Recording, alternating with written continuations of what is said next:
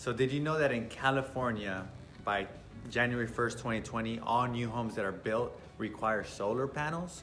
That's crazy, right? Well, that's why we're having our solar panel workshop. I'm Voltaire Lepe, CEO of Lepe Temple Properties, and I'm inviting you to our workshop Saturday, October 19th at 1 p.m. We're just gonna be going over all the different types of solar that's going on right now. Power purchase agreements, if you could purchase it outright, you know, there's leases. Solar contracts could get you in big trouble. Some are great, some aren't. So we're gonna be going over all of that. So there's a reason why they're requiring all new homes to be solar power, is because that's the transition. You know, it's good for the world, it's good for us, we save money on it. So we have to be educated. So come educate yourself on these solar panels. We'll see you Saturday, 1 p.m., October 19th.